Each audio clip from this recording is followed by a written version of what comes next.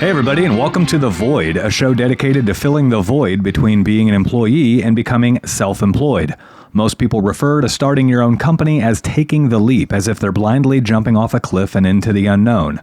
This show is here to help you understand that it doesn't have to be that way. As always, if you like what you're hearing on the show, please do us a favor and help share The Void with somebody else who might be wanting to start their own company. We saw an opportunity to help others understand that self-employment is well within your reach, and just as our businesses have grown organically and by word of mouth, we want this show to grow the same way. So if you see somebody asking questions about starting their own service-based business, please do us a favor and send them a link to the show. I'm your host, Mitch Smedley, and with me as always is David Hilton. Mitchell. David. I have a few things I want to talk about before we get into these topics. Uh-oh. First off, I've got to eat some crow. Uh-oh. I talked so much shit about the Chiefs are going to whip everyone's ass. And then they fucking lost. Dude, what a wild week for quarterbacks. Dude, it was a shit show. I mean, it was a shit. All the good teams did shitty. Dude, you know what's fucked up? Like, Josh Allen for Buffalo had those turnovers. Yeah. He's averaging, I heard this stat today, over like the last 8 or 9 games, he's averaging 2 per game. Yeah. He's given up the ball so much. Yeah. That's unbelievable. Yeah. Joe Burrow, well, we all knew he sucked. Yeah, he tanked it. Yeah, Aaron Rodgers blows his Achilles out. Out for this season. Dude, did you... 4 plays. Did you... Okay, were you watching? No. So so the whole offseason, so they were on Hard Knocks.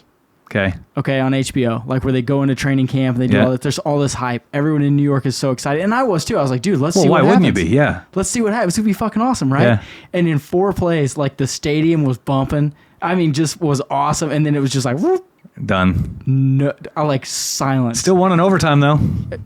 You know, their defense is awesome. Yeah. And Zach, is it Wilson?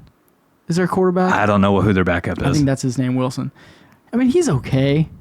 Like, he's all right. Yeah. What do you think the chances of Tom Brady coming out back? That's a pretty funny joke. You see in all these pictures of like Tom Brady has a chance to do the funniest thing ever. Dude, I guarantee he got at least one phone call. Oh, yeah. Like, hey, Tom. Yeah. Dude, I mean, I know it's last minute, but like, what do you think, bro? Let's just see our options, right? Like, I don't know, but seriously, the Chiefs fucking sucked. Ugh. And then you got Tua. Tua and Hill are clicking. Yeah. And that was a pretty explosive game. I mean, I think that their offense is going to be badass. The first thing is Tua can't stay healthy. He's not tough enough. Yeah. Second off, dude, their defense is garbage. Yep. They give up way too many. They're the Chiefs when they had Trent Green. And they'd put up like 40 points and then they'd lose 41-40. Yeah. Like, because there was like no one playing Trent defense. Green was the best at almost winning. He almost won a lot of games. It wasn't his fault. I know. He is like, you know what I will say? So him and Kevin Harlan are announcing now together. Dude, they're great. Yeah. They're going to be like the next, I shouldn't say the next big thing because Kevin Harlan is like the greatest announcer. He does the NBA. Yep. He does I don't think he does baseball, but he does everything else. He's fucking awesome. Yeah. I love him. He's great. But yeah, so for all of you that were like, man, these guys just talk about the Chiefs kicking ass. Ha, ha, ha. Yeah, they sucked. Yeah. It was a dumpster fire. It was. I was there. It was bad. That's why I can't stomach. So, like, I know a guy who he has 4 tickets. I don't know how much your tickets are. Like, his are $250 a ticket or something. Like, it's $1,000 a game with parking or really close to it.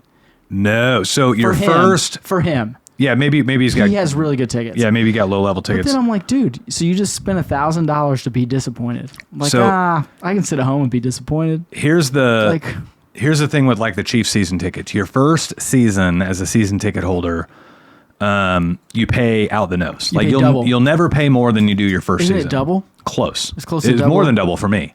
So my first season with 4 tickets, it cost me $11,000. For 4 season tickets and a parking pass. We should probably talk about your spending habits. That's on another show. Another show. We'll talk about you spending too much money on shit. Second around, which is this year, because this is our second year.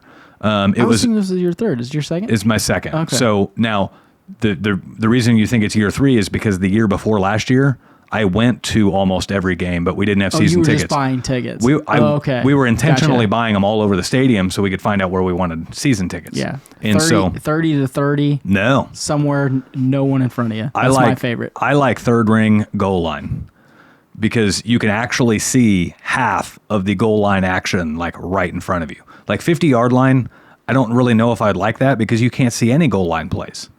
And so our season tickets are right on the goal line, third ring. We're only 5 rows up on the third ring. So, I mean, it's awesome. And we're in the sun, so in the winter, it's not bad. Yeah, I sat club level one time in the second row of club level. Yep. Like it's where the suites are, you know? Yep.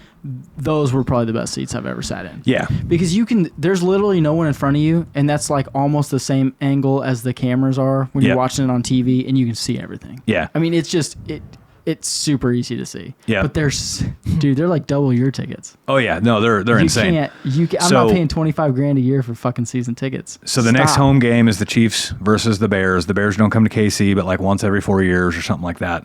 You know, Dan's talking about coming down. Yeah, he's not going to come down for the Bears. I already talked to him. Oh, I talked to him Sunday night. Yep.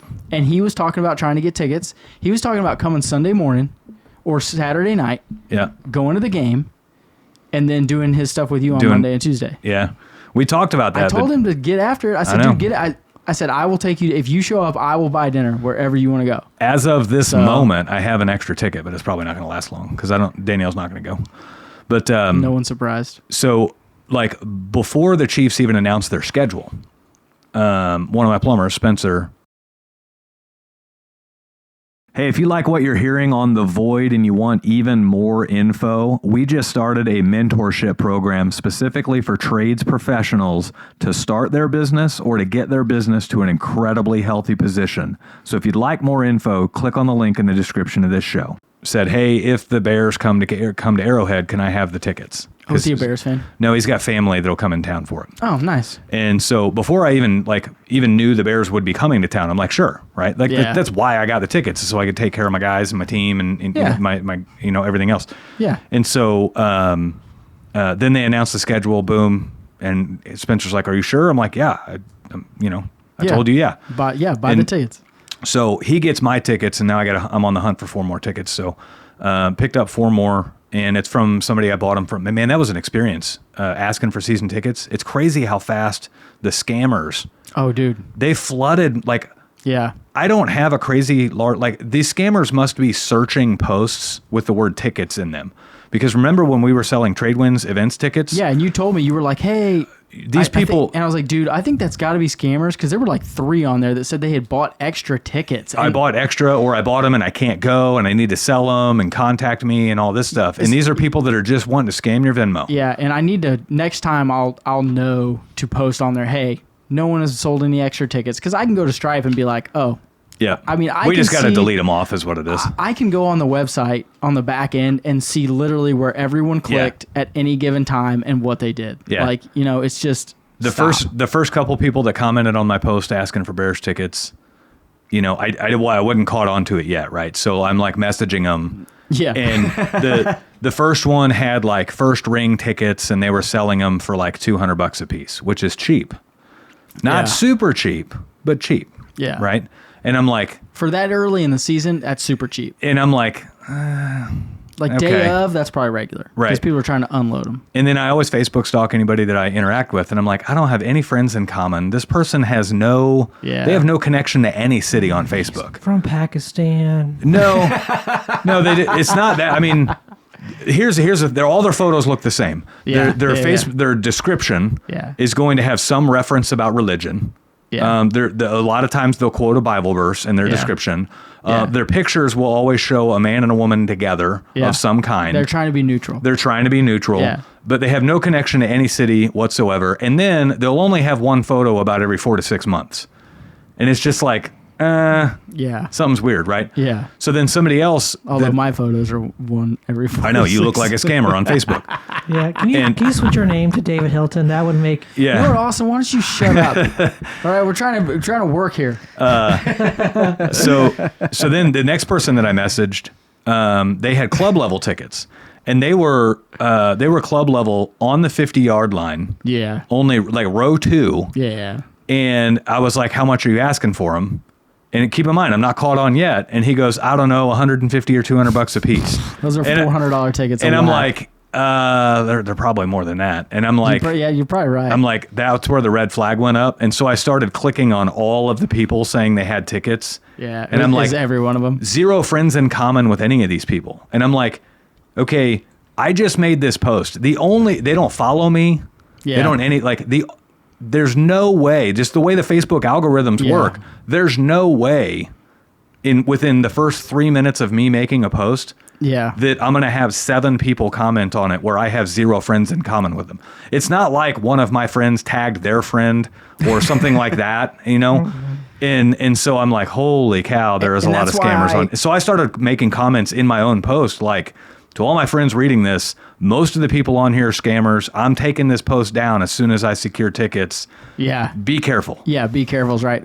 You know, that's why people ask me, like, I'll get them on Tickets for Less or StubHub or something like that. Yeah. And it's like, dude, you know you're paying $25 extra a ticket? I'm like, yeah, but it's insurance. I don't have to spend 6 hours thumbing through bullshit or trying to meet some shady son of a bitch where I got to take my gun into an alleyway, which is what you used to have to do. You don't have to do that now. Yeah, you now don't it's have all to do digital. that now. But it's like, no, it's easy for me. Like, I've made it. It's okay. I can spend the extra $50. Yeah. Like, it's not a big deal. Yeah, time is money. Yeah, right? Time is money. And stress is, like, you can lower your stress level with money too, right? Yep. Like, that's what vacations are for. Yeah. Same thing. Yeah. But it's like, okay, if I'm going to go, I just go on there and I just buy them and I just fucking move on with my life. Notice how I talk about buying season tickets and he wants to talk about spending habits. And here he is like bragging about spending an extra $50 on tickets. I didn't spend 11 grand. So if I go to one game, I can afford the extra $50. Well, to be fair, there's always, people have this like weird view of business owners. Like anytime, like a business owner could be like, yeah, I bought a toothbrush for 89 cents, and you're going to have the person say, oh, man, he's overspending on toothbrushes. Don't they know the dentist gives them away for free? Yeah, man. First off, I have an expensive dentist, and I use those brushes because they're really nice. Yeah. They are really nice. What else was I going to talk to you about before? Oh, man. Saturday. So it's hunting season's almost here, right? I know you think you're above whitetail deer hunting, but I thought, you know what, I'll go out, I'll make sure all my stands are set up, I'll do a little trimming, not a big deal. Dude, I sprayed so much bug spray on me, like thought I was going to die from breathing it in. Yeah, you feel nasty? Dude, I got eaten alive. Yeah. Eaten alive. I couldn't sleep last night. I had to put hydrocortisone on 3 times and take 3 shots of vodka at like 11 o'clock so I could sleep. It was unbelievable. Look at me.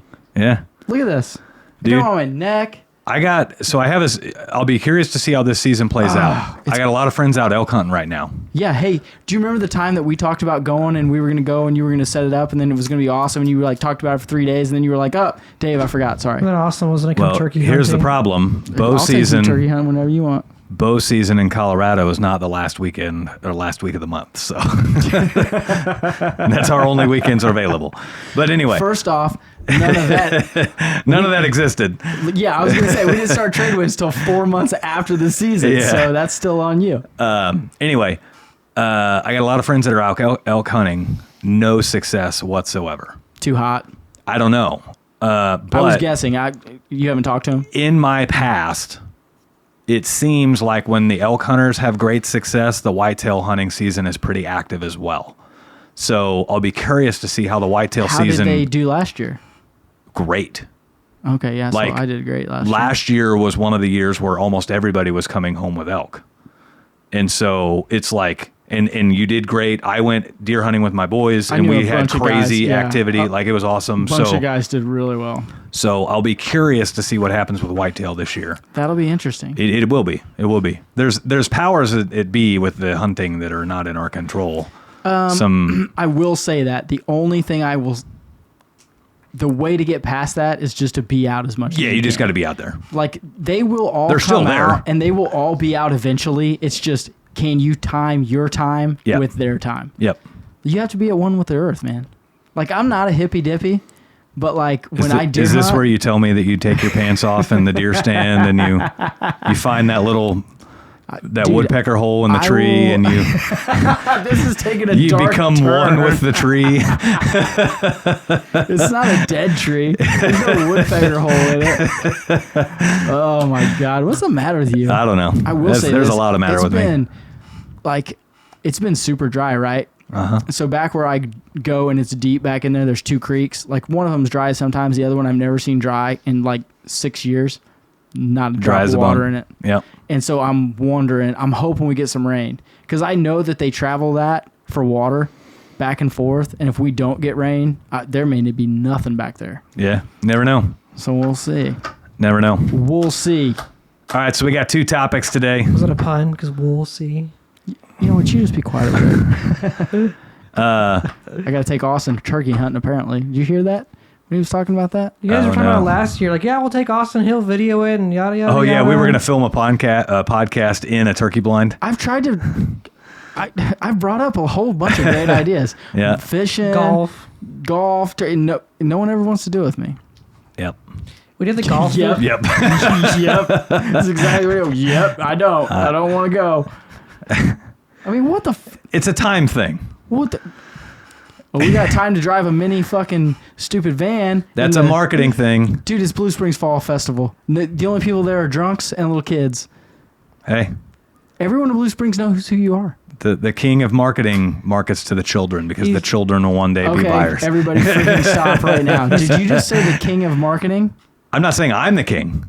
Okay. I'm saying the good marketers market to the children. Because we were about to talk about money there real quick. No. He's doing the training up a child in the way they should go from the Bible. Yeah. You should run Starting around in young. this little clown car. Get in there. Hey, I'm trying to find a Mario costume. If I can find a Mario costume, I'll win that dang You're contest. more of a Luigi. You're tall and skinny. You're green. You got to work, and your logo's green. You're a Luigi, not a Mario. Maybe I'll go. You're a Luigi. I mean, it is the modern times. I could go princess. You're a fucking Luigi. If you wear a princess costume, I'm coming out there. Yeah. All right, so we got 2 topics. We had a third one, but we just ate up all the time. Yeah. Yeah, that's all right. So just kidding. Topic 1 is going to be shopping local. And topic 2 is stop replying to bad reviews. So topic 1. This actually spawns from a Facebook post that I made where I was kind of encouraging some open discussion about shopping local because I've got some sneaking suspicions on what shopping local means versus how people apply shopping local. And where or how they think about shopping local. Yeah. So where this came from is I was on a job with this big sump pump program that we're doing. I'm out there on this job, and one of the neighbors came across the street and started talking to us, and the neighbors was asking like, what all plumbers can do this work. And because I happened to be standing there, the engineers of the program kind of gestured to me like, well, he does quite a bit of them, and all this stuff, right? And the guy was like, yeah, I've never heard of them. And then he starts rattling off all these other companies that he's heard of a lot. And none of those companies are in the program. These are like heavily marketed companies. Yeah. And he's like, none of these plumbers are in the program. And he goes, well, I'm trying to shop local. And the engine. Dude, what the fuck? And keep it like this is in our service area. Local. Right. They're all local, bro. And so the engineers are like, all these plumbers are local. Like they're all small companies from around the Kansas City metro area. And he was like, I'm trying to go with the one closest to my house. I want him to live in my basement. I want him to come up in my basement and fix my toilet. And it's this phenomenon that I've talked about for a while where when people say shop local, really what they mean is like hyper local. Like if you have a plumber 1 mile down the street and you have a plumber 3 miles away, you're going to consider the one that's 1 mile away more local. And it's in not like you won't consider it. I won't consider it. Like local means like the local community, right? And the community is our metropolitan area. Well, and so yeah, like I get like what they're kind of after. Like I kind of understand it, but it's completely stupid. It is. Because the guy that's closest to you probably completely sucks because you live in a tiny little part of quote unquote Blue Springs. Like literally you can drive 20 minutes and drive by 3 other plumbers that are probably better. And they're all considered local. Yeah. Right. Like so if I have I will say, so if I have a choice between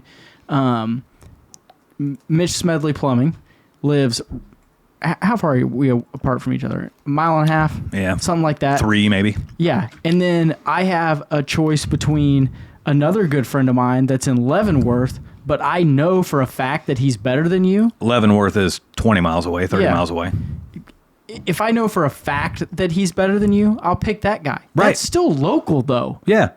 It's 100% like, dude, our city's huge. It's not that far. Local, local should be what would you say the circle of local should be? 20 miles, 10 miles, 5 miles, 1 mile? Well, so I have a different definition of shop local. Okay. I mean, technically, Walmart could be considered shopping local. Do you read my notes? Do you see what this fucking says on it? It says Walmart. Oh, wow. What are you doing? Now, like, I understand Walmart's a big corporation, their money goes away and everything else, right? However, Walmart still employs a lot of local people. Walmart is still very connected to the local community. And so and I'm not advocating for everybody to consider Walmart as shopping local. We're going to get into some shit right here. I know it. I'm not advocating for that at all. Yeah. But what I'm saying is, like, a lot of people, because Walmart is so huge, people are like, Walmart's not local, right? Price Chopper is huge. People would consider Price Chopper maybe not local, even though we know very much it is. Price Chopper and Walmart are not, like, Walmart's all over the country. Price Chopper's here. Right. Yeah. But I love Price Chopper, by the way. Anyone in Kansas City, you go to Price Chopper, fuckers. Yeah. Do it. We've talked about that before on the show. You want to talk about that again today, Mr. Shop Local? I haven't shopped at Hy-Vee since, though. Good for you. Yep. But what it evolves into, it very quickly evolves into, instead of going hyper local based off of distance from your location, it very quickly evolves into company size. And so I posted this on my own Facebook. What does shopping local mean? And you would be amazed how many comments had to do with the size of the company, had nothing to do with locality, had nothing to do with locality. Some of the comments were small mom and pop businesses. Well, what does that have to do with local, right? Small mom, like I could run a remote small mom and pop plumbing company 1,000 miles away from here. I'm not local, but I'm small mom and pop, right? And so then I ask them a little farther, and I'm like, how big can that business get before they're not considered local? And they don't even see or read or understand the word local. And they were like, ooh, that's a really good question, because once a company gets really big, it is kind of hard to consider them local. And it has all to do with company size, right? So shopping local doesn't actually have anything to do with location. Shopping local means supporting the little guy is ultimately what people are getting at, right? And so then somebody else was like, not giving our money to out-of-state corporations and all of this stuff, and giving it to the guys that support our communities and that sponsor our youth sports and everything else, right? Well, take Chick-fil-A, for example. Chick-fil-A is a national franchise. However, the person that owns the Chick-fil-A down the street lives here in our community. Well, because he's a franchisee. He's a franchisee, right? Yeah. And so we started talking about franchises, and like, is that still local? Because all the employees are local, the owner is local, and somebody foolishly commented and said, I don't support franchises because 90% of the revenue goes to the franchise.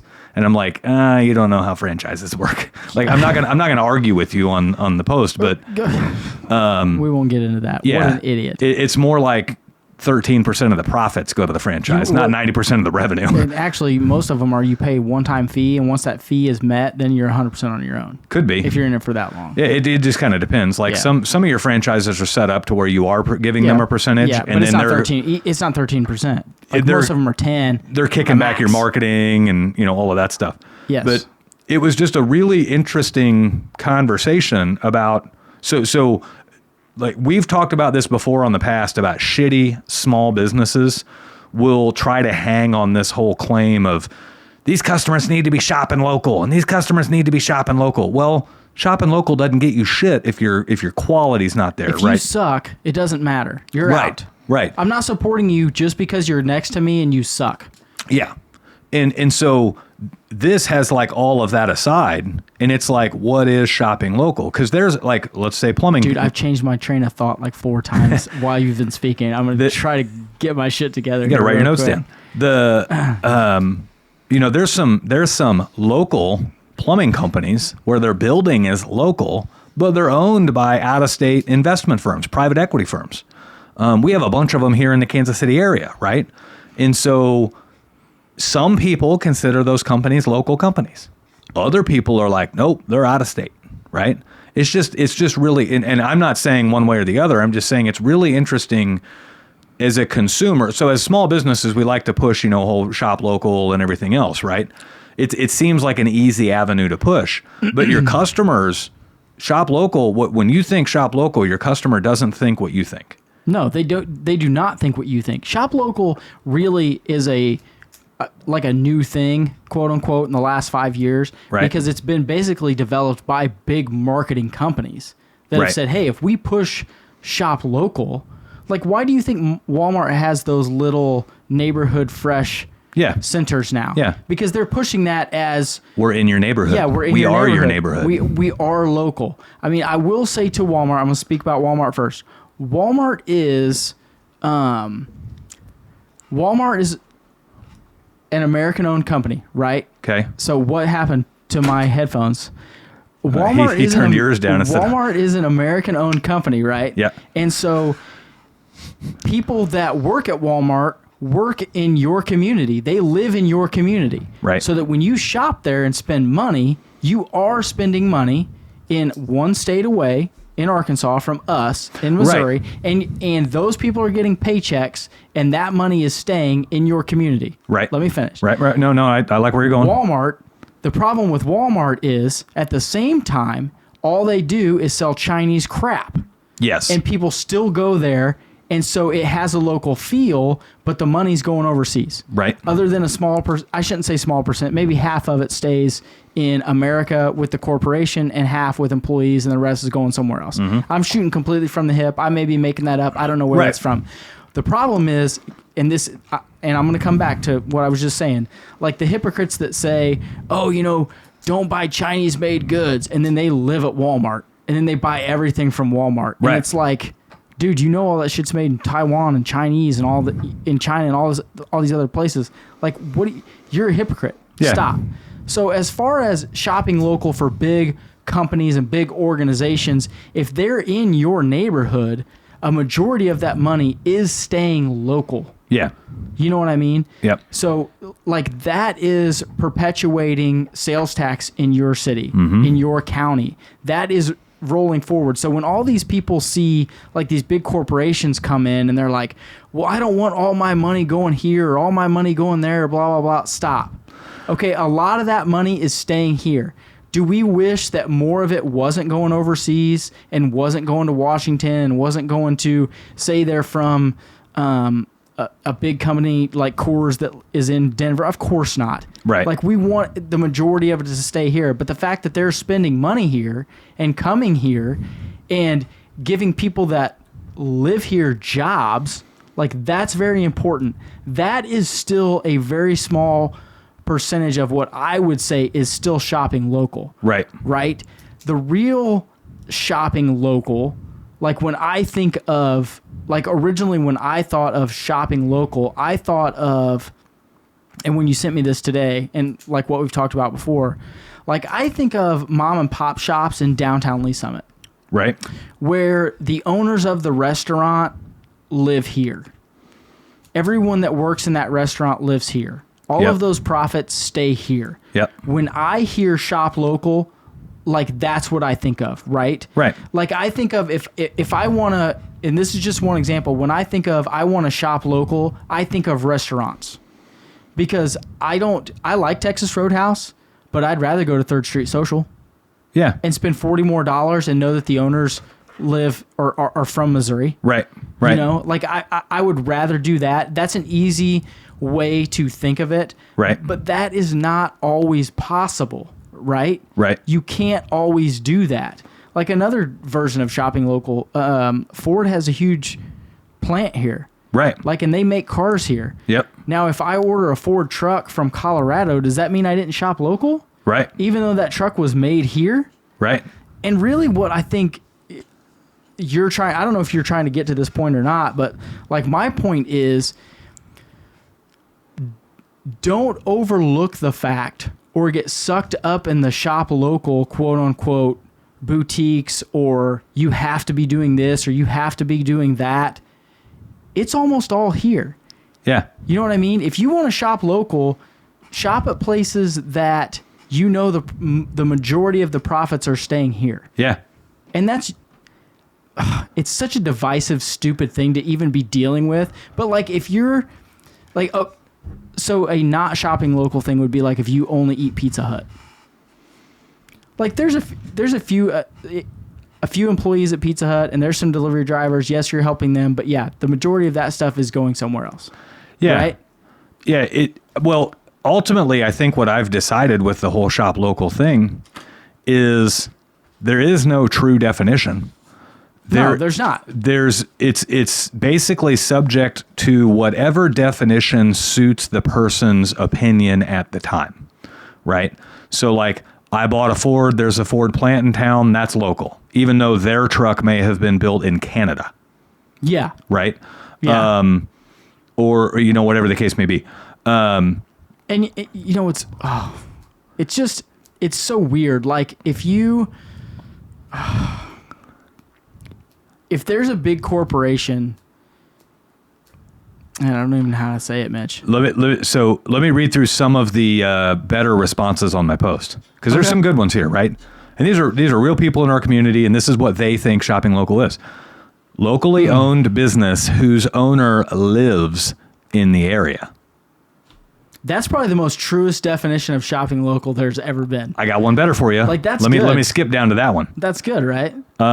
Where's the better one here? So this is that. But that's good. Okay, doing businesses with companies that have ties to my community.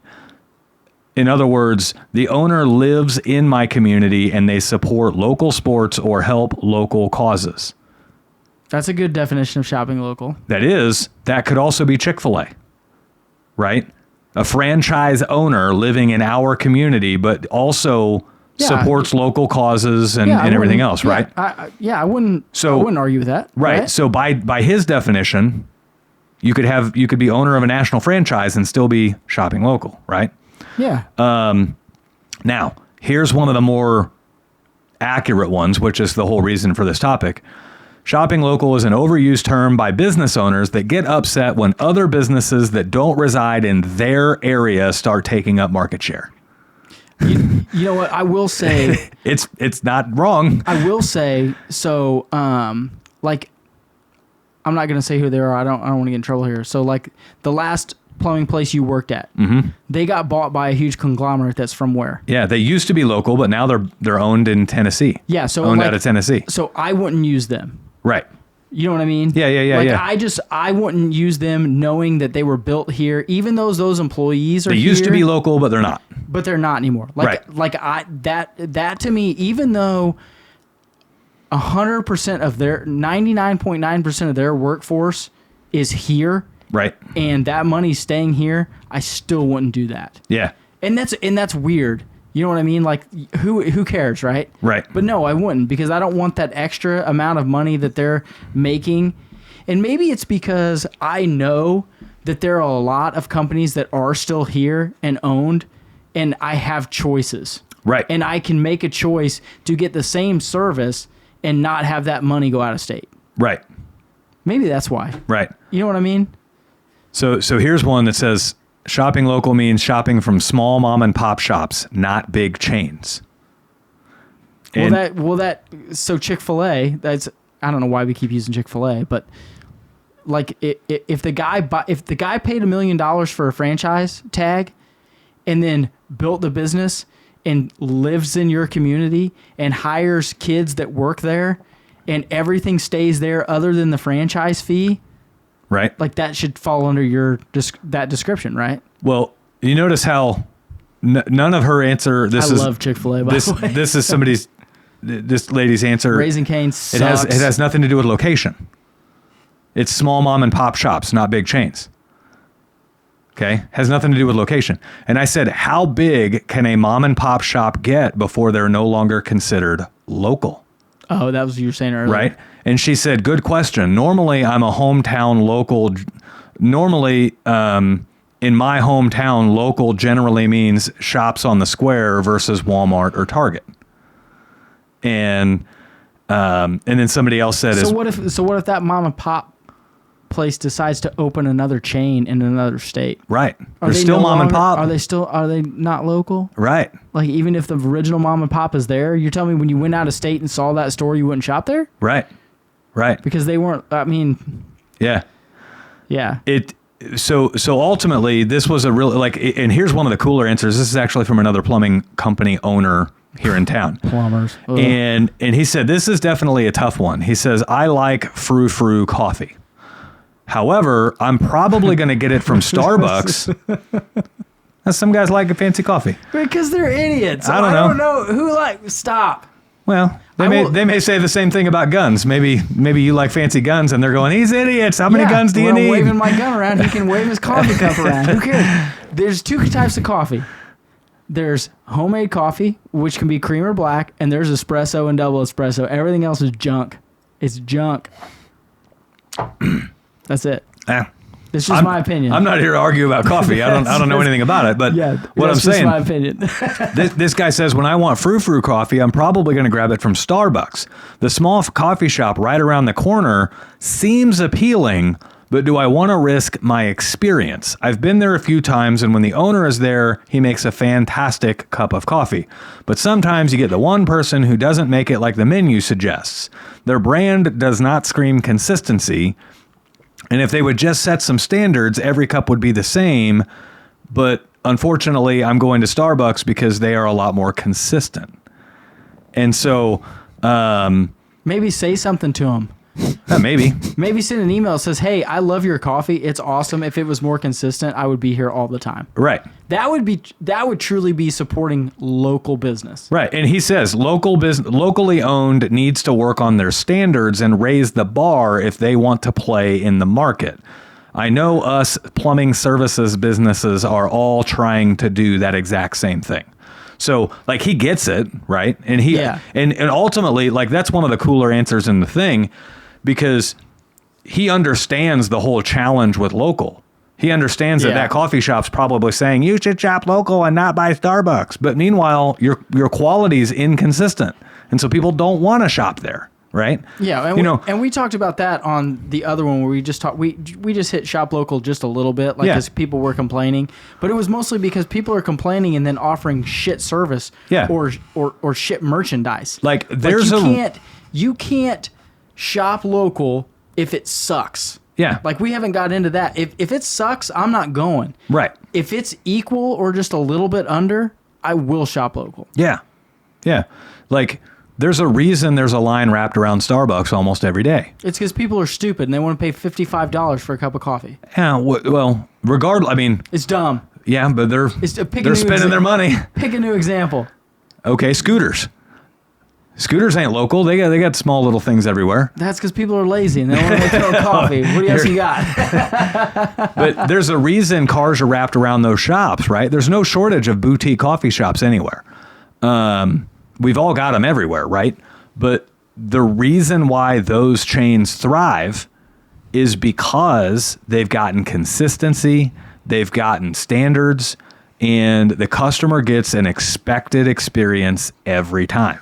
And so the reason I'm bringing this whole topic up is shopping local isn't really what you think it is because you can't solve the equation by location. And what you think local means is completely different to what anybody else thinks it means. They all have their own definition of local.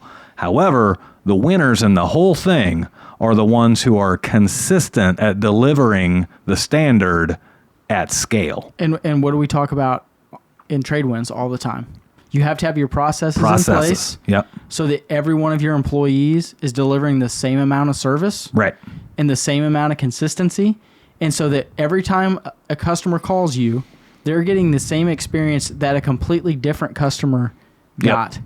They're getting the same experience they got the last time they called. Yeah. And they know with a different employee. With a different employee. And when they make a referral, they're confident in that referral because they know that the guy coming out is going to deliver the same type of service. Right. Right. That's what we preach all the time in Trade Winds and on the Void. Yep.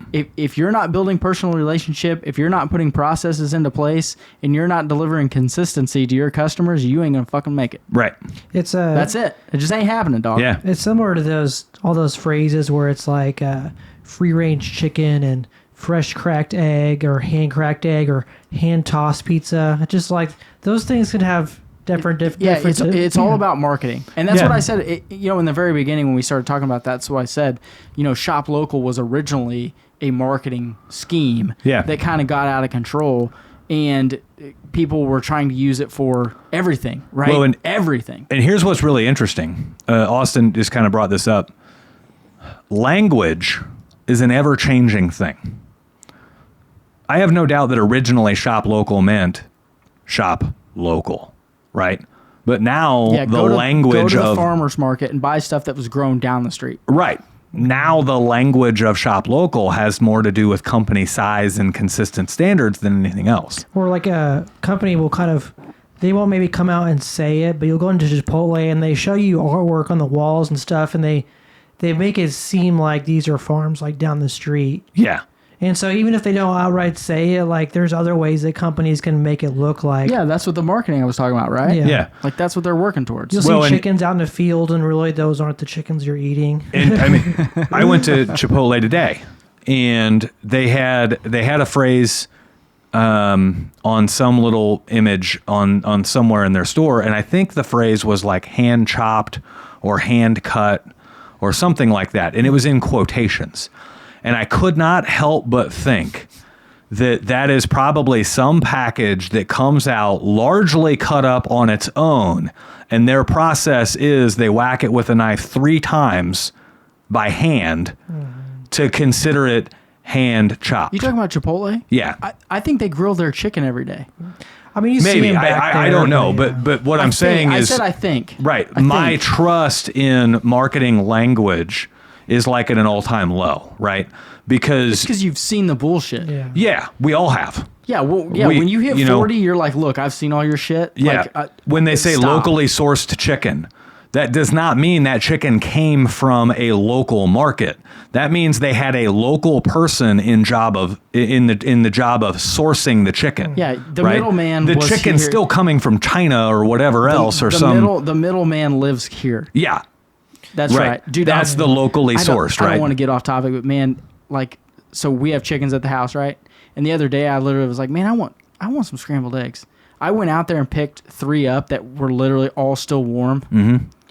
Dude, best fucking eggs I ever had in my life. Wow. Yeah. Like rich. Like that is the freshest eggs. You want to talk about shopping local? Ever had. You literally walked 14 feet to go get them. And they were 10 minutes old. Yeah. Like they were unbelievable. I remember seeing a documentary about, I think it was like Big Chicken, and one of the things they talk about is like humanely raised chicken, but people don't realize that when you have a chicken farm, you're going to step on chickens when they're small and like they're going to die. Like it's humane that's like another generic term. Like, does humane mean that every day? It's a different definition for everybody. Does that mean I don't go out there in the morning and scream at them?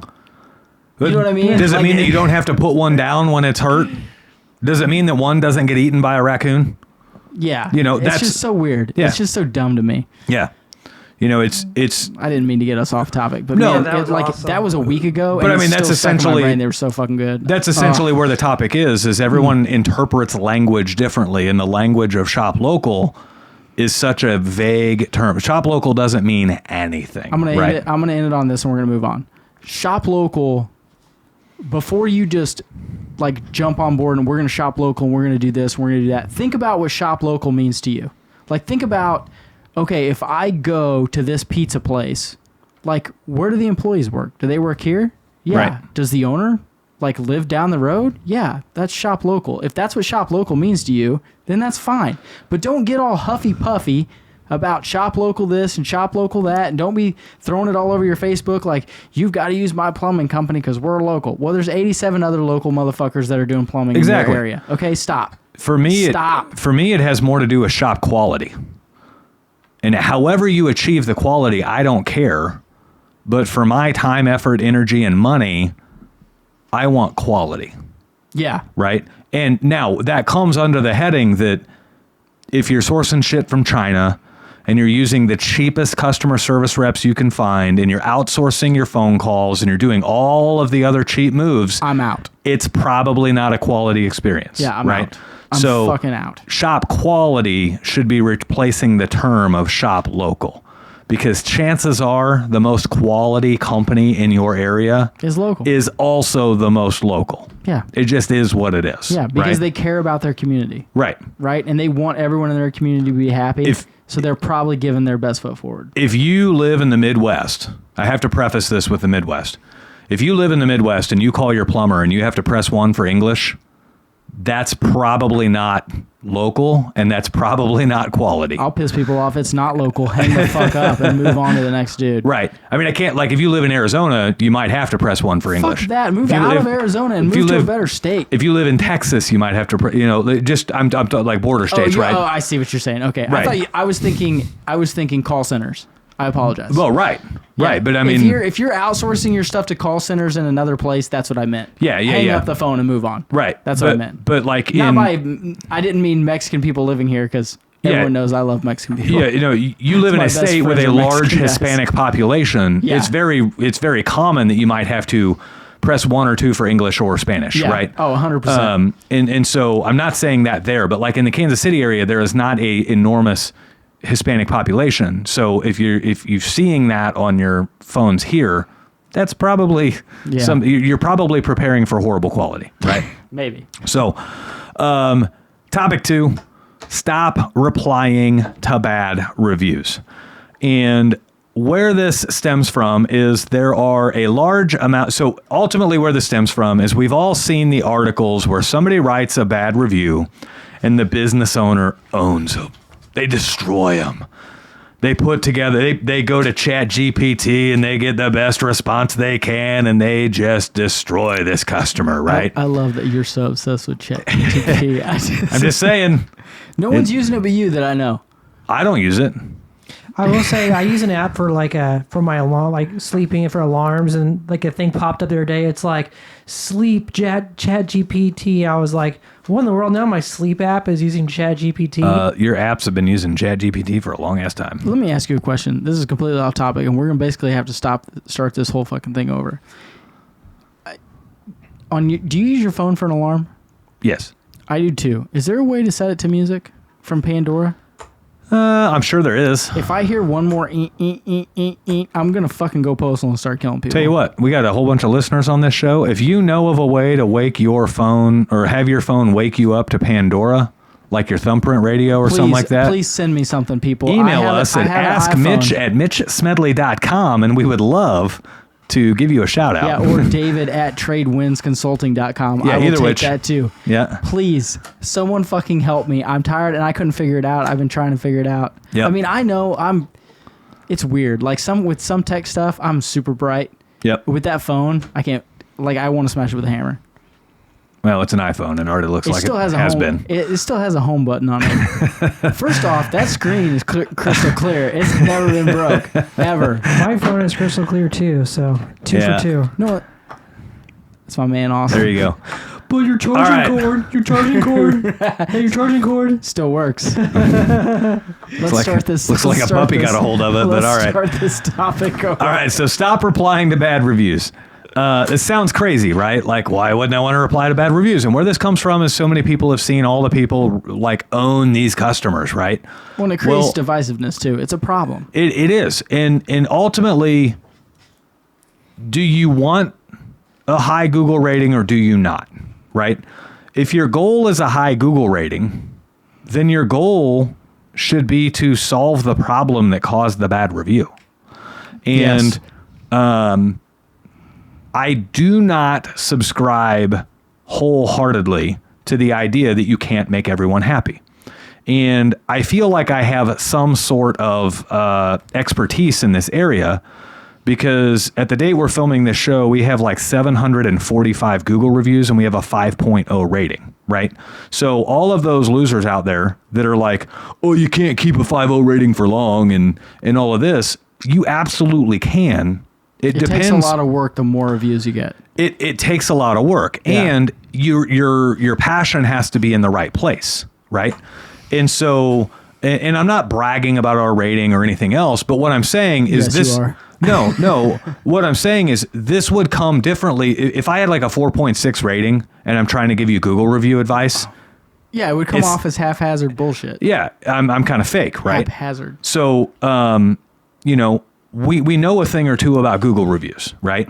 And so Google reviews are very quickly becoming like your number one stream of income because everyone's reading reviews, right?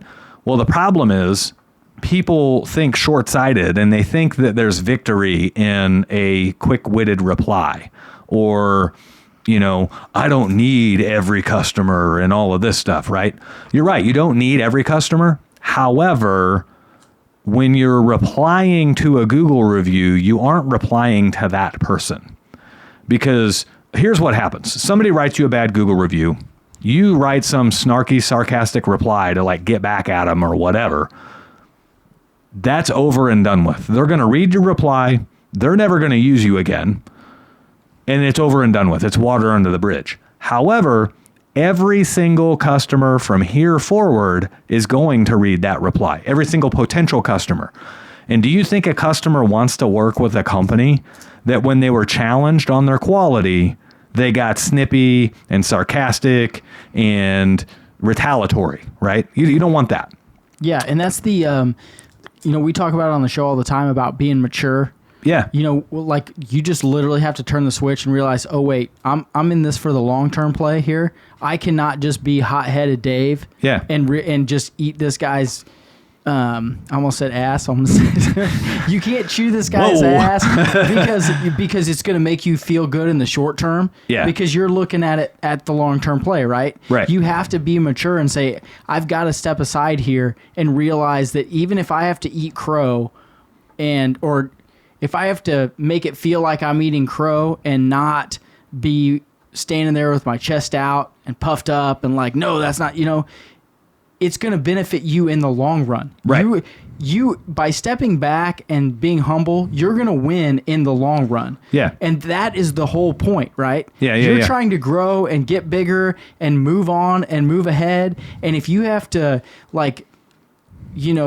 down and kiss someone's ass to get that review changed so that later you can have 700 reviews and it's a 5-star rating, you just have to do that. Right. And it sucks. Let's be honest, construction guys don't want to do that. Yeah. I don't want to do that. Mitch is a baby. He'll do it. He doesn't care. I'm a baby. I don't want to do that. I'm just kidding. I don't want to do that. You know what I mean? Yeah. Like my soul is like I can hear it yelling at me. What the fuck are you doing, dude? Yep. This is not who you are. Well, but it's like you have to overcome that and be humble and realize that I have to have a mature state about me here and do the right thing. Yeah. For the company going forward. So before we get too deep into this, if you want, write this down, get a pen and write this down. Okay, I got a pen. Go ahead. If you want my full playbook for how to get Google reviews, go back to episode 36 of this show. Did you go back and look it up today? I know that episode like the back of my hand. I link that episode to people all the time. Okay, that makes more sense. And 36, ever since I was a kid, 36 is my favorite number. Okay, and I'm not writing that down. Yeah. No. So no offense. You go to episode 36 of this show, and it is literally my full playbook on how to get Google reviews. And at the time we filmed that episode, we had just crossed 400 Google reviews. Do you think that was? You think that was 6 months into the podcast? I don't know. Yeah, maybe. Well, too, 4 to 6 months in, something like that. Yeah, I was thinking it was 4 to 6 months in, and then it had to be. Yeah, it had to be episode 36, whatever it was. So that would have been like the. What are we at now, Austin? 108. This is 109. This is 109. This is yeah. 109. Yeah. God. So if you want my full playbook for how to get Google reviews, go to episode 36. And nothing in that playbook has changed, not one bit. When we recorded that show over a year ago, we had gotten up to 400 Google reviews and we had a 5.0 rating. Well, now, as of today, we're like 3 or 4 or 5 reviews away from 750, and we still have a 5.0 rating. So, like, all we're doing literally the same thing we did in that episode. So, one of the things, though, is, and I don't know if we talked about it in that episode or not. I may have to go back and re-listen to it. You will get a bad review. And the thing is, a lot of customers think that the way to get a company's attention is to leave them a bad review. Keep in mind, we're in a state in society right now where people are more afraid of conflict than ever before. They don't want to. Sad. They don't want to call the company and vent their frustrations to the owner, but they're happily eager to go leave a bad review. Yeah. Right. And so when really they want their problem fixed, they want the reason that they had to leave the bad review. They wish that didn't happen and they would like you to make it right. Yeah. They would rather not call and just have the problem resolved. Right. Well, like that's what they want. Yeah. And so, like, ultimately that's what they wanted when they called you. They didn't want to have a problem when they called you. But because we are, like, all of society is so eager to avoid conflict, people, instead of calling in and trying to get the issue taken care of, they leave a bad review. Well, business owners want to avoid conflict too. So instead of calling the customer and tucking their tail between their legs and swallowing their pride and acting like a mature adult, instead of doing all of that and calling the customer and being like, hey, I understand we didn't meet your expectations. What can we do different? Yeah, they puff up on Google. They want to go puff up in a reply and like own their ass, right? Yeah. And so that's not good for the longevity of your business. I didn't say eat their ass. I said own their ass. Dave's over here. He I'm on he something. can't even open his eyes. I'm on a whole nother level right now. I don't know what's... Eating own? It had nothing to do with any of that. Okay. I just want you guys to know. So now, let me pause here real quick. When you see those epic replies that get shared on social media and all of this stuff, let me tell you where those come from. Some of that's marketing too. Some of it's marketing. To get clicks. However, most of it comes from the restaurant industry.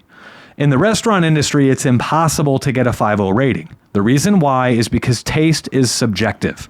I can make the best steak ever, and 8 out of 10 people will absolutely love my steak. Yeah, and 2 absolutely hate it. Because right? they think we're getting off topic here. They think they're food snobbies, or they're food connoisseurs, or they're whatever. And let's be honest, they don't know what fucking good meat is. Who knows? Bit them in the butt. Who knows, right? I like vegan. Fuck you. You may like sweet, and I may like sour, and I may like tangy. Like, who knows? You know what I'm saying? Yeah. So in the food industry, you cannot have a 5.0 rating. And so the food industry can literally play off of the bad reviews. Like, I've seen people put out their little wedge boards, like their little their boards on the sidewalk at restaurants, and they'll say, come in and try the worst coffee Barbara from Ohio has ever had. Yeah, and people will be like, fuck Barbara, I want to try this coffee. Yeah, and they'll go in to make a sale. Right. Like, it's instantaneous. Yeah, like, so it's different in the food industry. But however, let's be honest, we're not talking about the food industry. Well, what I'm saying is service business owners see those kinds of replies and think that they have the ability to do the same thing, and they don't. And in our businesses, plumbing, heating, cooling, electrical, carpet cleaning, lawn mowing, whatever the case may be, it is a black and white solution. Mm-hmm. You know, did you mow the lawn correctly? Did you blow the sidewalk off? Did you destroy their yard because you were trying to mow too fast? Did the water stop dripping out of the bottom of the faucet? Exactly. Did you fix the problem or did it not? It's cut and dry, right? Right. Like, did you track mud on their carpet or did you not? Right. Like, these are very cut and dry things. And, you know, was your service tech nice? Was he kind and courteous, or was he mean? Dick? Right. Yeah, it's not hard. Right. And so in the service industry, it is very black and white. And so when you have somebody light you up in a bad review, do not reply to it. Call them, email them, text them. Yeah, find a way to get a hold of them. And it's literally this simple. And the first time you do it, you're probably going to feel uncomfortable as hell, but I don't care. You're going to call them up and you're going to say, hey, Roger, I understand that you may have not had the best experiences with us. My name is Mitch. I own the company, and delivering a high-quality experience is like my main goal. And so I want to hear from you what we could do different next time. Yeah. And you literally open yourself up to become vulnerable, and Roger's going to vent, and he's going to start talking, and you don't say another word until he stops. The first two hard things there are, like, literally the two hardest things are, after you've made the phone call, is saying, I heard we screwed up, and I want you to tell me what we can do better. Right. And the hard part of the second thing there is you can't say anything. You have to take the ass eating. Yeah. That's literally what you're doing, is setting yourself up to get your butt chewed because your guy screwed up. Yeah. Whether it be, even if it's not your guy's fault, you're still taking that. Right. And literally, you just have to be in the right mindset of, I'm taking this. And if you have to think of, I've got 3 kids that are getting ready to go to college, and this is just washing over me, and I don't care, and I'm going to deal with it, and it's for a better purpose than this. All right, so you've newly started your company and you're trying to pinch pennies. However, you don't realize the biggest thing that's hurting you right now is not gathering all of your information into one spot and making it super efficient for you to use. So the answer is Field Pulse. It gets you off of paper tickets. It gets you off of all of that crazy office work at the end of the day and reconciling all that stuff. And it lets you organize everything with ease. It puts it all into the computer. It actually puts it all into the cloud. So it's not even putting it on your computer. And it lets you organize your customers. It lets you organize all of your service calls. Heck, it'll even route you to your service call. And the best part is, even after all of that, you'll probably realize about a 100% growth in your business just in the first year of using Field Pulse. So if you'd like to check out Field Pulse and see what great looks like, click on the link in the description of this show. Literally, it could be a 30-second phone call. Right. It could be a 5-minute phone call. It's 5 minutes in your life's scheme to get great. It doesn't fucking matter. Well, it's literally a blip on the radar. And if you turn that guy and he is 100% happy after that phone call and you've done the right thing, you've got 10 more calls coming your way. Right. So, like, most of the time when you listen to these guys, and what Dave's saying is exactly right. The thing that you have to watch out for, though, don't answer the phone and then ignore them. Right? You got to listen. You got to be engaged. Yeah. You have to be engaged. And what you're going to find when you start listening to them is usually it's 50% your fault and 50% what's going on in their own life. Well, and sometimes I got off just work gets late missed. and there was an accident and I missed. Your guy was here when I got here and I was late, and then your guy was upset that he was having to wait on me and he almost tried to leave, and then the price was a lot more than I was expecting, and then he got done way too quick. And so really, like, when a guy says something like that, he's just mad and had a bad day at work. Yeah. And there was, like, very little you were going to do to be successful there, right? However, you listen, you apologize, and you don't like try to combat them or anything else. You say, "Oh man, that's, I'm sorry that all that happened. What could we have done differently?" And you literally just ask him, what could we have done differently? And again, he's going to launch into all these things. You could be more flexible on your schedule, and your pricing could reflect the more, time and, all this stuff. And again, he's just venting. Right? And what it does too is it allows that some people will think, and then it literally makes them think, well, you know what?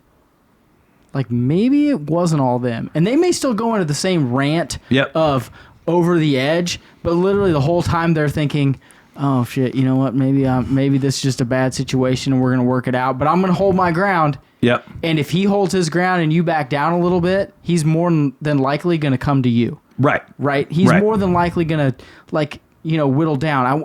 I want to say before I forget my point, a second point here is, when you have sales meetings and you're talking to your guys about, this and that and blah, blah, blah, it's hard to get everyone to the point of being the greatest salesman in your crew, right? Right. Like, so you're obviously going to have this type of call all the time. And even the greatest salesman has a bad day. Well, yeah, he does. But this is like one of those things you can deal with. Hey, man, if someone comes in, and this isn't a thing you like try to teach. You're not trying to teach someone to be this way. You just say it. Hey, man, if someone comes in and they're super pissed and they're super, upset and they're already mad and they're late and they're, worried about this, and you know that you're trying to get home, so you're trying to kind of hurry. Maybe this might be a point to lighten the mood. Yeah.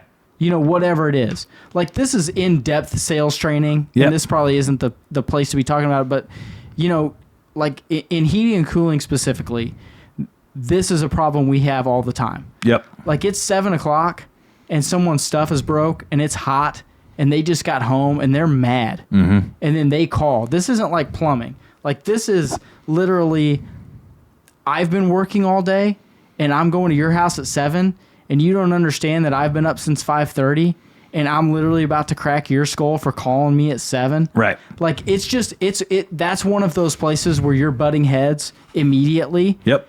But after you get in there and realize they're mad, you're mad, this is a spot to make a sale, and you can lighten that mood, and you can use a little salesmanship, and then that person realizes, oh man, it's 7 o'clock and they're still working. Right. You own their ass. Yeah. You own their ass on that sale. Like, you could literally walk in there and be like, your capacitor's out, and instead of $350, I'm charging you $750. And they're like, because of after hours, they're like, you mean it's going to be on tonight? Can I pay you in cash? Would you like a cold beverage and some dinner too? Yeah. Like you literally own their ass. Yep. But it's the whole point of being able to soften that blow and soften that situation so that you can talk to them as if you've known them forever. Right. You know what I mean? Right. Well, this would be coming like after all of that, right? Like, assuming your tech didn't do that. Yes, of course. And that's what I said by, I'm going to get off topic here, but that's like a salesmanship thing you can try to teach your guys on the side, guys or gals, on the side of, hey, when everyone's mad and everyone's pissed off, if you can set that shit aside and try to be humble and try to be that guy's buddy for literally 5 minutes is all it takes sometimes. Yeah, yeah. So, like, my process for when I get a bad review, because we get them from time to time. Punch them in the face. And when we have as many reviews as we do, we can get a bad review and we still hold, like, a 5.0 rating does not mean we have all 5 stars. It means you hold a 5.0 average. Yeah. Yeah. And Google, it's literally a math problem, right? Yes. 4, every review is worth the number of points in equivalent to stars. And so 750 reviews, they are looking for, what's your average point rating per review. And as long as you have more than 4.95 stars per review, then you're golden. And so we still have bad reviews. I've got a couple of 1 stars. Ironically, 2 of our 1-star reviews came from a shitbag house flipper in Lee Summit that tried to scam us out of $5,000. Oh, Dave Hilton. But no. You want to give it back? No. That's my money, bitch. And I'm not even going to take the easy path and name drop that bitch, but that's all right. No, that's the high road. Yeah. That's what we're talking about here, is taking the high road. So what you do, you call them up. You don't text them. You want to have a phone call with them. You don't email them. You don't get behind a keyboard. Keyboards give people power to get witty. Much like you talk differently with people face to face than you do over text or over a phone call, you need to call them. You can get super witty in a text. Half of that goes away when you call them, and the other half of that goes away when you're face to face, right? Behind a keyboard, people will talk like they can't get punched in the mouth. Right? And so they get super witty, they get super combative and everything else. Is this my greatest short relived? And so if you call them, half of that goes away. And so you telephone call them, tough guys, you man. call them for Telephone tough one, guys. and then you drop your guard for two. You'd let them know, like, what could we have done different? Please tell me. How about you help me run a better business? I'm eager to hear your opinion, right? Yeah. Because at this moment, they think they know how to run your business better than you. Yeah, let them think it. Let them think it, and let them give you the feedback, right? And they vent, and they vent, and they vent, and you'd be surprised. Sometimes your guys drop the ball. Sometimes they absolutely do. Well, and that's what I was saying earlier. No one is going to have a perfect experience every time, and not every salesman or service tech is going to have 100% Call quality. Yeah. Thank you. Every time. It's impossible. No one's perfect. Right. Like it's just impossible to obtain. But what's not impossible is trying to overcome that after the fact when you have a failure. Right. Like a prime example of one. Always give effort. In my company is when a customer books a call with us, we make a promise to them over the phone that the technician will present all pricing before any work is done, so that way there are no surprises. That is a promise we make to every single customer that comes to us, right? And every once in a while, our technicians will get out there and they deviate from the process, and all of a sudden they've fixed the thing, and now they're going, well, I got to charge the customer something, and they never presented pricing before the work was done. And so they're like, I'll charge a diagnostic charge. And so they spring a diagnostic charge on them at the close of the sale, right? And 50% of the time, the customers are like, yeah, that's fair. I understand that you kind of fixed it during the diagnosis, so I'll pay the diagnostic charge, and they're fine with it. 50% of the time, the customers are like, I thought all pricing was going to be discussed before work was done. And so the technician will kind of stay the course and kind of push the issue. And so then here comes the bad review, right? Well, how do you forget that? That's your number one thing that you preach. Well, here's the reason why is, like, let's say a tankless water heater isn't working, and you pull the cover off and you start looking at it. It's in your first few minutes of arriving, right? Okay. You're not under some ambiguous diagnostic charge, right? It's like, let me take a look and see if we can figure it out, right? And you're kind of doing your initial survey of like, what's going to be involved in even figuring out what's going to take, right? So let's say you pull the cover off and there's a wire disconnected. You're like, well, let's just try to reconnect that wire and see if it comes back to life. Boom, you reconnect the wire, everything works perfectly. Okay, so you're talking minimum charge there. Yeah, some minimum diagnostic charges, right? But here's the thing. Is that usually what it is? Our minimum charge covers a quarter hour. Well, that quarter hour may have been fixed in 37 seconds.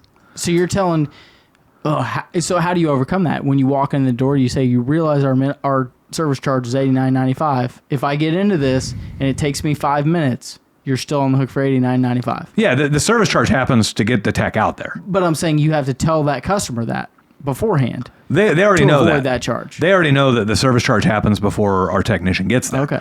But a lot of times our guys will try to do some minimum diagnostic charge without getting it authorized with the customer first. And so it's a very real thing, right? And so literally my go-to, I've made the promise to them when they booked the call. We did not live up to that promise. We charged them pricing that was not approved ahead of time. And so if I want to piss the customer off and piss about 10 other future customers off, yeah, I'll stick to my guns and be like, what do you expect? Right? Or do you say it like that too? No. For the record, I've never done that. Only when you're talking to me on the phone. We did, Dave. Yeah. But the flip side is, okay, yeah, you're right. We did make that promise, and I'm sorry that the technician presented pricing at the collection phase that was not approved beforehand. I'm going to refund all that to you. Yeah, because we made a promise to you, and I'll regurgitate. We made the promise to you over the phone that all pricing would be discussed before any work is done. So if we didn't discuss that pricing, I can't charge you for it. And I give them all their money back on the charge. They still pay the trip charge, but I give them whatever repair charge they paid. Yeah, I give it back, and it's usually less than $100 to $200, right? Yeah, and the dick move is, hey, dude, when you go back down there and unplug that wire. No. So and then that's the dick move. Yeah. And so then I have to have a conversation with my guys about, like, there's a whole different way you can approach that, and that's a topic for another day. Like, if you pull the cover off and you see wires disconnected, really, so we'll talk about it now. So he should have went up there and been like, hey, I took the cover off. I found some wires disconnected. So you're going to have the service charge rate, and you're going to have, I don't know what, you're going to have our minimum 15-minute quarter hour. You don't even need to tell them that. I mean, I don't know how you guys handle it. I know how I would handle it. I'm saying you. So what? Like your professional eyes found the wires disconnected. Okay, the customer had no clue what they were looking at. The customer would have never solved this issue on their own. So if you pull a cover off of a tankless and you see obvious problems, you literally go right back to the customer and you say, I'm seeing a couple of things I don't like, but we have a minimum diagnostic charge of X. And for that minimum diagnostic charge, I'm going to go through the system completely, basically turn it off, and we're going to like restart the thing up from the get-go. And we're gonna run through some basic diagnostics with it, and it's possible that may solve the issue. It's possible there may be more, right? Because we don't know at this point. We don't know reconnecting the wire is going to fix it, and so they approve the minimum diagnostic charge, and then you take your professionalism and you go start reconnecting the wires that you know should be connected, and you go through ahead and cycle it through its pace and make sure it's starting up, make sure. You do a call for heat and make sure it is heating and, all that stuff. Well, now they've approved it ahead of time. Yeah. And the same result happened. Your professionalism solved the issue. The only difference is you got the charge approved before anything happened. And because they've now approved it, it gives you time to go to the fixtures, check the temperature of the water, make sure it's working, make sure the unit's shutting off when you stop calling water, make sure it comes back on a second time. Like, You can turn the water off and clean the inlet screen on the tankless. Like it gives you a lot of. You can do a lot of things, and, right? And I'm only going to play devil's advocate here because it's a podcast, and sometimes I like burning your balls. The real problem is in those type of small situations. There is that takes next level salesmanship, and that takes next level thinking. And I'm not saying your guys are like this. Most of the guys that are running plumbing service can't do that. Right. They can't. They literally can't fucking do that. Let's be honest though. They do not have the one personality. They do not have the forethinking to handle that. I mean, business owners do, right? Like that's why you want to be a business owner, because you're next level and you know that you're better than everyone around you. Yeah. Right. That's why you're going to be a business owner. 3, even when you have great guys, it's almost impossible to train that. Yeah. That's why really this topic is on the podcast. Well, because those guys are going to miss that stuff, and you have to know how to handle it. And you have to know how to train your guys to avoid that problem in the future. Well, but even like you said, they're still going to miss it once in a while. They are. Right? They're going to miss it. Yeah. But as a business owner, you are the filter, you are the screen, you are the backlight, right? You are the one calling and saying what happened. Yeah. And then you handle that situation. So you give your guys everything that you can give them to avoid that situation. But when that situation comes up, you have to be the backstop, right? Right. You have to know that I have to be humble, that I have to be second in command basically when they're calling. And I have to appease this customer, even though it's a 1 in a million shot that this guy missed it. Well, and right, like most of the time, your guys are going to do right. Most of the time, they are. Of course, they are. Here's the problem where most guys fail: is they are way too passionate about their team, and they are not passionate enough about the customer. And if you are too passionate about your team and not about the customer, you'll side with your team every time. And the problem with that is when you side with your team, when you side with the customer, you feel like you're striking against your team. And it's not necessarily the case. It's perfectly okay to side with the customer and admit that your team could have done better, and then just constantly work on that. Funny thing about business ownership, your team can always do better. Even the highest performing team out there can still do better, right? Super Bowl champions can still do better at what they're doing.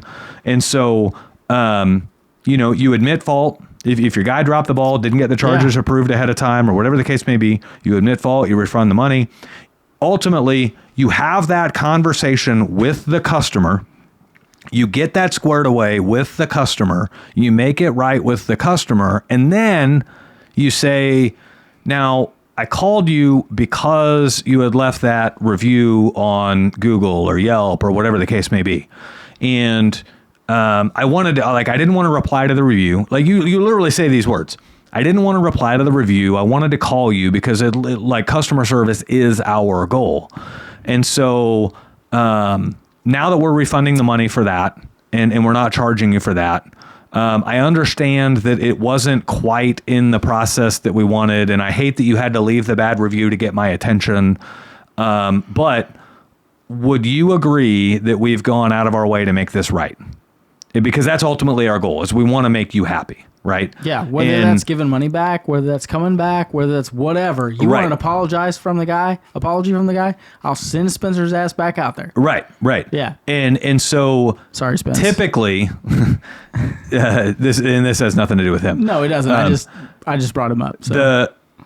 Typically that will prompt the customer to say, "Oh yeah, you guys have done great. I'm going to go in there and revise that review. I'm going to edit it." Yeah. Right? And they may or they may not. But then you give them 3 or 4 days. You give them time to go edit that review.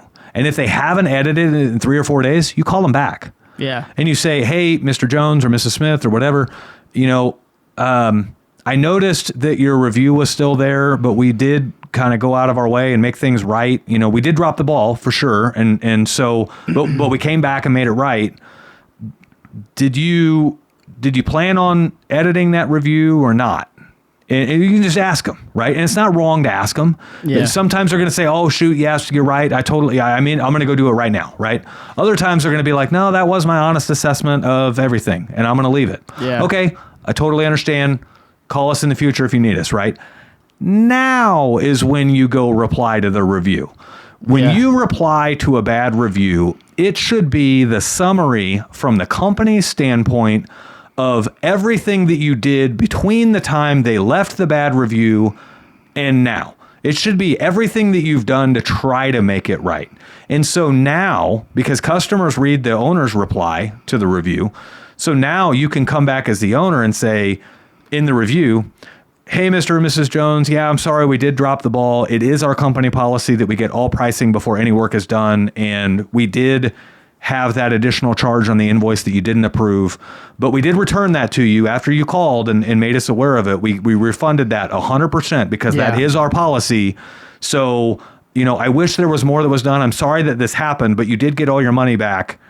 And if there's anything we can do for you in the future, let us know." Right? Yeah. So now we're never owning somebody in a review. We're never clowning them around, right? No, but you're proving that if something does go wrong and they do leave a bad review, you're going to take care of them. Right. So even like literally when people are looking through those reviews and they're like, "Oh, look at these bad ones down here," and then you see the response, you're like, "Oh, right. Well, even though it was a bad review, they still took care of it." Yeah. And that's what people want to see when they're going through reviews. Because everybody's human and everybody makes mistakes. Not everybody can be perfect every single time. However, how you make up for your mistakes is what sets you apart from everybody else. Being a person and being a real life human and then owning it is the number one sales tactic. Yeah. Right? Now, I will say, I have one review where I tried to own somebody in the review, and that's that scam, that house flipper in Lee Summit that tried to scam us out of $5,000. Fuck them. And basically that's what I said. They left. So, it was this chick and her boyfriend, and his review showed up immediately, and he didn't leave any descriptions or anything, but it's got his name on there. We know who he is. Yeah. And so, I mean, the fucker tried to scam us out of $5,000. We were lucky to come out of it with like $2,500, and I had to threaten putting a lien on their property to even get that. You see, you're nicer than me. I'd have put a fucking lien on it and been like, "We're going to court. I don't know what to tell you." Well, in email, like the way this thing went south fast, and so in email, in documentation, it literally said, "If you pay X, I will not put a lien on your property." And so they paid X, and so here it is in writing.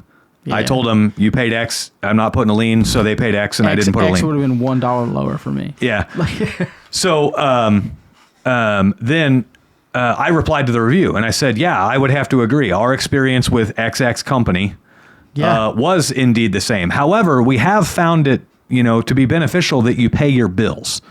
If you pay your bills, this doesn't happen, right?" Yeah. So basically, I was calling them out, saying, "You don't pay your bills." Yeah. So, and then, a couple of weeks ago when we ran through that whole process of getting all of our missing Google reviews back, now the girl's 1-star review showed up. Nice. That was one of the 126 reviews we got, was her 1-star from a year and a half ago, 2 years ago. Yeah. And so I've left hers. I've never replied to it because it's freaking old. It is way old. I just left it as 0. I disputed it.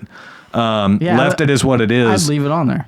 I can't. You can't take them off. Oh yeah, that's true. You know, a lot of people think you can take off bad reviews. You absolutely can't. So I left it on there, but I haven't replied to it. I may now. I don't know. We'll see.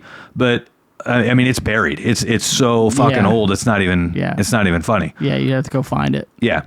So, but ultimately, don't reply to the bad review. Call the customer. Solve the issue. Like if you're literally solve the problem. Don't become combative. Right. Like deal with the situation. Yeah. And ultimately, if you get a bad review, the easiest way to handle the bad review is bury it with 20 good ones. 20 good reviews outweighs a bad review. Yeah. So is that what the number is? If you get a 1, if you get a 1, I know it's off of percentage, but like, what's the basic? If you get 1, how many 5s does it take to bury that 1? So let's run under the heading of 100 reviews. Okay, and a 5-star review is worth 5 points. So if you had 100 5-star reviews, you would have 500 points. Okay, right. So that would be a 5.00 rating. Oh, at 500 points. Okay. And so if you had 99, if you had 1 in there, if you had 99 5 stars. And 1 4-star, you'd still be a 5. You would have 496 points. So that would be a 4.96 rating, which would round to a 5.0. Okay. Okay. So for every 100 5 stars you get, you can afford 1 1-star. Now it gets really confusing whenever you get 2 stars and 3 stars and 4 stars and all of that stuff, right? So, but if you want the full playbook for how to get boatloads of 5-star reviews, join Trade Winds and Mitch will call you and tell you how to do it. Yeah. Shameless plug here. go to episode 36 of this show. You'll see exactly how we do it. We don't use a review service. We don't use an app. We don't use some weird, like, spammy phone number that's texting them after we leave or anything like. Go to episode 36. You see the exact playbook for how we do it. It fucking works. And literally by next week, we will have 750 Google reviews, and we will still have a 5.0 rating. So it's pretty badass. We'll see. I got some spare time. You see, week. Yeah. I got some spare time and 17 burner accounts. I'm just going to light you up. Some 2s and some 3s and some 1s. Yeah. We're going to test Mitch's fortitude next week. I'm going to call him also and be like, hey, boo, what are you doing? Like you want to light him up. You want to record me giving Mitch some bad reviews and see how it works out. You get in touch with your brother and see if there's like some way you can hack it where it shows him like a 4.2 average. You know what? I guarantee there probably is. Figure out a way to mess with them, or like I wouldn't do that. Good luck. I might. They say the most profitable companies out there have a 4.8 rating because it's just believable enough. No. Because the difference between a 4.8 and a 5.0 is the number of people complaining about the price. And so if you have a 4.6, you're complaining about a whole lot more than the price. But at a 4.8, you could be the best company out there and your pricing is too high. Do you want me to seriously review some bad reviews? Fuck no. Okay. I'm pushing for 1,000 reviews and a 5.0 rating. Hey, dude, all you have to do is ask, and I will fucking melt you down. So, another episode where we've run long, but we dropped some really, really good content. So, if you guys got value out of this show, please do us a favor and help share the show with somebody else who might want to hear it. We do all of this stuff for free. Dave has drawn a picture of... I did this last episode. Yeah, it's the same finger. It's a picture of a middle finger. I'm saving this for you. Okay. Every week. Maybe later. Not now. Is your wife up? I don't know. She's still sleeping. So, if you guys got value, if there's somebody out there that you think would benefit from this, send them a link to this show. Like literally click on the share feature. If you see somebody on some like Facebook group or somebody asking questions about how to start their own business, please do us a favor and tell them to watch The Void, listen to The Void, however you're hearing about it. We have a Facebook page. You can literally go at Podcast The Void and find us there. And as always, if you have any questions that you want us to answer, you can always send those questions to askmitch@mitchsmedley.com. We will get those and we can answer them and go from there. So until next time, guys, we will see you later. We love you.